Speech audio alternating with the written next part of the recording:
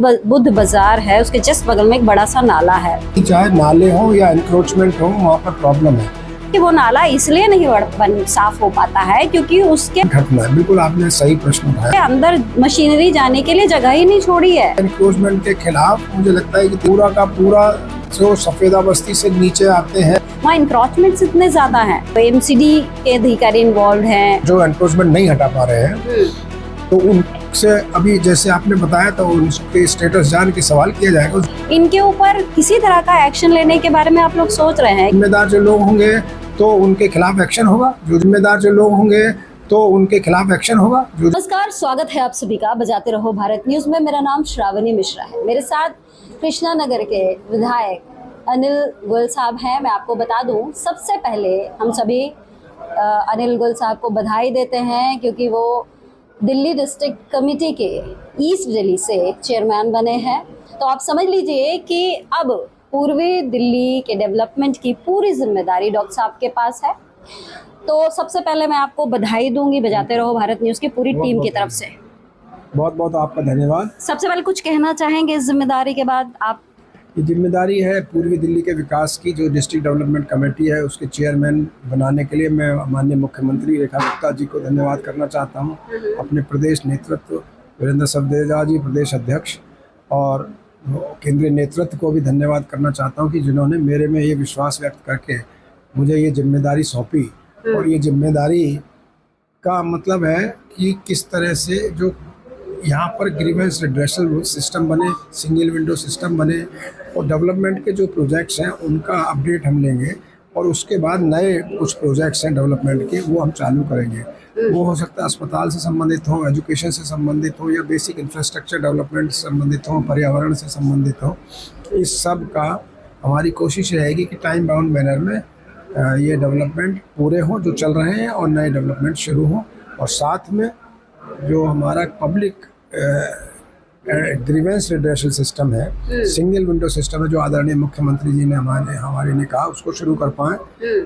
और जैसे कि हमारी सीएम हमेशा कहा भी और इस बजट के दौरान भी बोला कि अब दिल्ली में गवर्नेंस को डिसेंट्रलाइज किया जा रहा है। जो दिल्ली के 11 जिले में 11 अब ये बनाए हैं डिस्ट्रिक्ट डेवलपमेंट कमेटी के चेयरमैन। यहाँ पर मिनी सचिवालय भी बनेगा और ये सारा का सारा उस छत के नीचे जो पूरी उसी जिले की सारी समस्याओं का सलूशन होगा। डॉक्टर साहब, कृष्णा नगर के विधायक बने आपको साल भर से ऊपर हो गया है।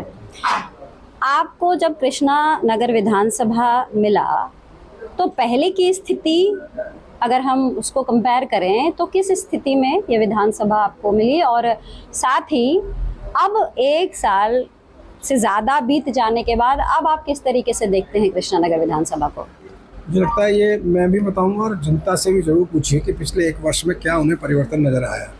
आप सोचिए कि मुझे बड़ा कष्ट होता है कि पिछले कई जगह तो 20 साल 25 साल, कई जगह 15 साल 10 साल यहाँ पर सड़कें, सीवर और पानी की किसी ने सुध ही नहीं ली। सड़कों में गड्ढे के गड्ढे में सड़कें ये हमने देखा, सीवर ओवरफ्लो होते हुए देख रहे हैं, पानी गंदा मिक्सिंग आता हुआ हमने देखा। तो हमने पिछले एक वर्ष में सबसे पहले इन समस्याओं पर ध्यान दिया कि सड़क, आज सैकड़ों सड़कें कृष्णा नगर विधानसभा की हर पार्षद, हर मंडल क्षेत्र में, हमारे 4 मंडल हैं, 4 पार्षद क्षेत्र हैं, भाजपा के चारों पार्षद हैं। हम ये ट्रिपल इंजन की सरकार के माध्यम से जहाँ जहाँ हमें कंप्लेंट मिल रही है या जहाँ जहाँ ज़्यादा गड़बड़ सड़कें हैं वो सड़कें या तो बन चुकी हैं या बनने रही है या आगे आने वाले समय में बनना शुरू होने वाली है। डॉक्टर साहब, सीवर का बहुत बड़ी समस्या। तो एक तो सीवर जहाँ ज़्यादा है उसको हम लोग ठीक कर रहे हैं, इमरजेंसी प्रॉब्लम्स को सॉल्व कर रहे हैं, मैन पावर बढ़ा रहे हैं, इक्विपमेंट बढ़ाया है और बहुत सारी जगह नई सीवर लाइन और पानी की पाइपलाइन हम लोग डाल रहे हैं। ये तो सड़क, सीवर, पानी की बात हुई। लेकिन दूसरा, हम लोगों ने गरीब बस्तियाँ, जो हमारी बस्तियाँ, उनके लिए विशेष हमारा फोकस है। आप सोचिए 40 साल से सफेदा नर्सरी बस्ती है, बुद्ध बाजार, इन सब में सीवर नहीं। आज वहाँ सीवर डल चुके हैं और उसके बाद अब वहाँ घरों से बस जोड़ने का रह गया। वहाँ के जो सार्वजनिक शौचालय थे जब 500-500 लोग जाते हैं, वहाँ पर सिर्फ 20 सीट थी, आज वो 60-60 सीटों के बन रहे हैं। हमने होटल कैंटीन की स्थापना करी है 500 रुपये में जहाँ खाना मिलता है। तो इस प्रकार से उनका जीवन स्तर सुधारने के लिए साफ पानी मिले, सीवर की व्यवस्था हो, कहीं कोई भूखा ना सोए, ये व्यवस्था हम लोगों ने कर दी है, पिछले 1 वर्ष में चालू कर दिया है। और इसके दूसरा बात आता है कि हम ग्रीन कैसे कर सकते हैं। तो हमारा संकल्प है कि मैं ग्रीनरीज पे आऊँगी डॉक्टर साहब, लेकिन जैसा कि आपको पता है कि बहुत जल्दी मॉनसून भी दस्तक देने वाली है। अब ऐसे में प्री मॉनसून तैयारी होती है, दिल्ली सरकार भी अपनी तरफ से करती है, एमसीडी भी करती है, लेकिन जो स्थिति अभी हमने कृष्णा नगर में देखी कि एक बुद्ध बाजार है, उसके जस्ट बगल में एक बड़ा सा नाला है, उसकी क्लीनलीनेस को लेकर बार बार वहाँ के लोग शिकायत करते हैं कि वहाँ साफ़ सफाई नहीं होती है, सालों से स्थिति ऐसी बनी रहती है। और क्योंकि आप लोग भी दिल्ली सरकार से एमसीडी को जो बजट जाता है, करोड़ों रुपए जाते हैं ताकि क्लीनलीनेस में कोई कमी ना हो, लेकिन स्थिति वहाँ ये बताई जा रही है कि वो नाला इसलिए नहीं साफ हो पाता है क्योंकि उसके अंदर मशीनरी जाने के लिए जगह ही नहीं छोड़ी है, वहाँ इंक्रोचमेंट्स इतने ज़्यादा हैं। तो इसको लेकर जो अधिकारी, जो एमसीडी के अधिकारी इन्वॉल्व हैं या फिर दिल्ली सरकार के अधिकारी इन्वॉल्व हैं, इनके ऊपर किसी तरह का एक्शन लेने के बारे में आप लोग सोच रहे हैं? क्योंकि देखिए, मानसून होगा, बारिश होगी, अगर नाले की सफाई नहीं है तो वो पानी सड़क तक आएगा, फिर लोग आपको ही कहेंगे कि आपने अपनी तरफ से काम पूरा नहीं किया है। ये आपने बहुत अच्छी बात की कि चाहे नाले हों या एनक्रोचमेंट हो, वहाँ पर प्रॉब्लम है। तो एनक्रोचमेंट सिर्फ उस बुद्ध बाजार नाले पे नहीं है। एनक्रोचमेंट अभी हम लोगों ने परसों देखा तो पूरा का पूरा जो सफ़ेदा बस्ती से नीचे आते हैं और वहाँ तांगा स्टैंड तक जाते हैं, पूरे के पूरे में एक माफिया है, पार्किंग माफिया, वो गाड़ियाँ खड़ी कर रखी हैं 550 का, जबकि अप्रूवल है। ऐसे ही बहुत जगह और भी हम लोगों ने, अभी पटपड़गंज रोड में आपने देखा, हमने डिवाइडर लगाया वहाँ जो एनक्रोचमेंट है जी। तो इस एनक्रोचमेंट के खिलाफ मुझे लगता है कि दिल्ली डिस्ट्रिक्ट डेवलपमेंट कमेटी इस पर भी काम करने वाली है। जहाँ तक दूसरे नाले की डिसिल्टिंग का बात की है आपने, निश्चित रूप से वो शुरू होगा, पिछली साल भी हुआ डिसिल्टिंग, वो शुरू होगा। तीसरी बात, सबसे बड़ी बात मैं बताना चाहता हूँ कि हमको ट्रांस यमुना विकास बोर्ड के माध्यम से ये नाला बहुत वर्षों से हम लोगों की, मैं तो कहूँगा जब से बना है शायद उसका दोबारा से ठीक ही नहीं हुआ, उसको सारा हमने रिनोवेशन करने का, गांधीनगर से लेके मास्टर प्लान रोड तक जितना कच्चा नाला है उसको ठीक करने का, उसकी जो चौड़ाई है उसको जितनी ज़रूरत है उससे इतना करने का, और डिसिल्ट करने के बाद साइड में एक हम लोग एक वॉकिंग रोड भी बनाने वाले हैं।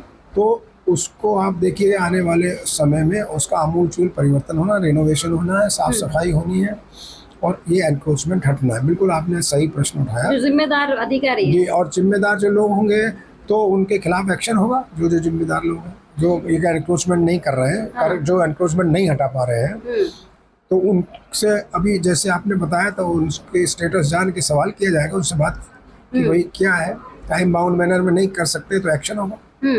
दूसरी चीज़, क्योंकि वो खुला नाला है, वहाँ पे गंदगी, मतलब पूरा ये स्थिति बयां करती है कि वहाँ पर कुछ भी खाने की चीज़ की भी मतलब वहाँ पे बेचा नहीं जा सकता है, कोई शॉप नहीं खुल सकता। बट वहाँ पर तो मैं देख रही हूँ कि वहाँ पे कुछ कचौड़ी वालों ने अपनी दुकान खोल रखी है। आप सोचिए कि कहीं ना कहीं खुले तौर पर कृष्णा नगर की जनता की ज़िंदगी के साथ खेला जा रहा है, क्योंकि आप अनहाइजेनिक जो सिचुएशन है उसमें आप फूड कैसे बेच सकते हैं। हाँ बिल्कुल ठीक है, इसमें हमको जनता का भी सहयोग चाहिए, और इसीलिए हमने जो रिनोवेशन का, आप सोचिए कि 1 साल हमको हुआ है, लेकिन ये प्रोजेक्ट आते ही हम लोगों ने शुरू किया कि इसको साफ़ सफाई हो।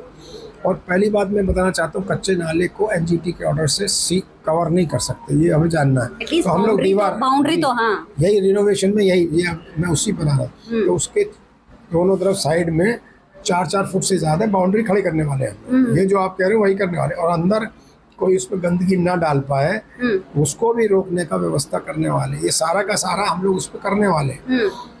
तो ये जो जनता की समस्या थी, जनता के माध्यम से, और हमने खुद भी देखा, उसका समाधान निकाल लिया गया है। अगले कुछ समय में उसका अभी फाइल वर्क चालू होगा, अगले कुछ समय में उसको बनना, दीवार खड़ी करना, साफ सफाई या एनक्रोचमेंट हटाना चालू होने वाला है। And what about the food sale which is happening in this unhygienic situation.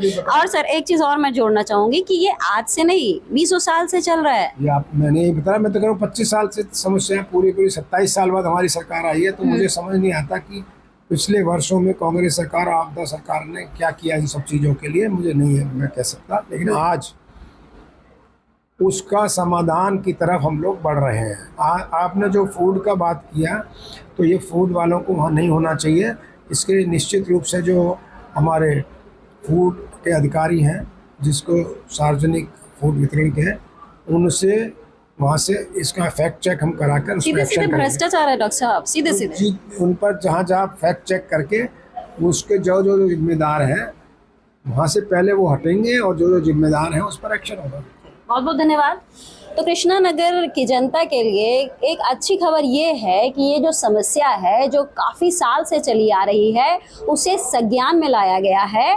और इलाके के विधायक डॉक्टर अनिल गोयल साहब, जो मेरे जस्ट बगल में बैठे हैं, उन्होंने अपनी तरफ से हमें आश्वस्त किया है कि फटाफट इसके ऊपर एक्शन लिया जाएगा।